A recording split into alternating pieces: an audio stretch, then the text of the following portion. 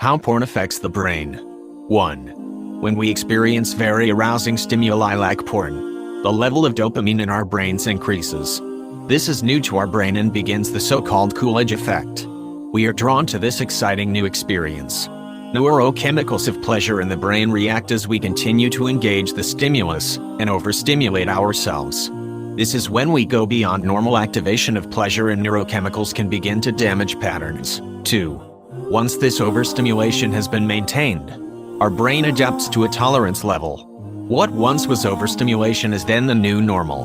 In response to the same stimulus, the brain begins to produce fewer pleasurable neurochemicals, so more stimulus is needed to recreate the old pleasure sensation. 3.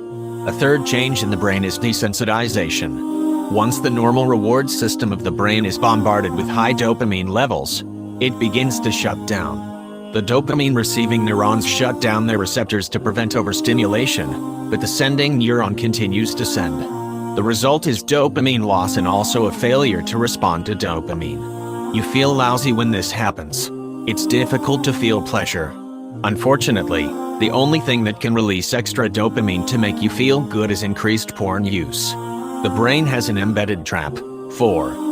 There is also sensitization. This is the experience of the brain becoming familiar with what it expects to see. An analogy is thinking that you see your spouse or child. Whenever you see someone who resembles them vaguely, your brain is looking for them. When porn is what your brain expects, you begin to see a sexualized filter in which the bodies of people begin to become sexual objects. It is very difficult to reverse the effects once your brain has been adapted in this way.